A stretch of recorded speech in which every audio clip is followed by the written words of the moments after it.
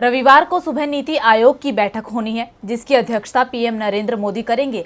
आयोग की बैठक में शामिल होने के लिए बीजेपी शासित राज्यों के सीएम दिल्ली पहुंच गए हैं, तो गैर बीजेपी शासित राज्यों के मुख्यमंत्री भी दिल्ली में डेरा डाले हुए हैं। पश्चिम बंगाल की सीएम ममता बनर्जी तो 2 दिन पहले ही दिल्ली पहुंच गई है और पीएम मोदी से मुलाकात भी कर चुकी है। लेकिन सभी की नजरें बिहार के सीएम नीतीश कुमार पर टिकी हुई है।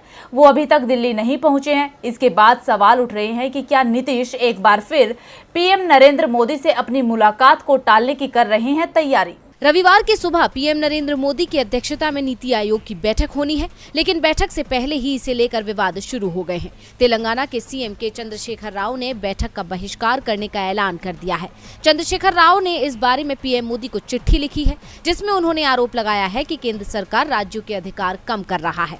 केसीआर ने कहा कि अपने विरोध को दर्ज कराने के लिए मैं नीति आयोग की 7वीं गवर्निंग काउंसिल की बैठक का हिस्सा नहीं बनूंगा।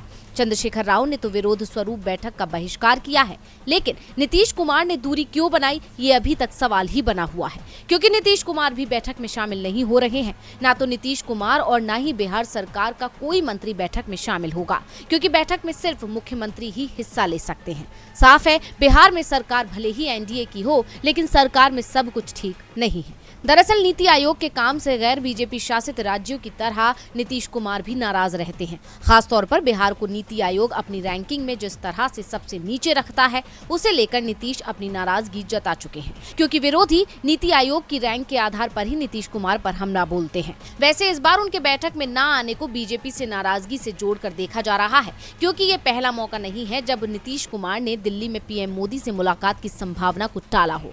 पिछले कुछ समय में वो लगातार पीएम मोदी से दूरी बनाकर चल रहे हैं। बीते महीने प्रधानमंत्री नरेंद्र मोदी ने तत्कालीन राष्ट्रपति रामनाथ कोविंद के विदाई समारोह में रात्रि भोज का न्योता नीतीश कुमार को दिया था। नीतीश उसमें नहीं पहुंचे थे। इसके बाद द्रौपदी मुर्मू के शपथ ग्रहण समारोह से भी नीतीश कुमार ने दूरी बनाए रखी थी। केंद्रीय गृह मंत्री अमित शाह ने जब मुख्यमंत्रियों की बैठक बुलाई तो उसमें भी नीतीश कुमार शामिल नहीं हुए थे, और अब नीति आयोग की बैठक में भी शामिल न होकर उन्होंने साफ संकेत दे दिए हैं कि जेडीयू राजनीतिक विकल्पों पर विचार कर रही है।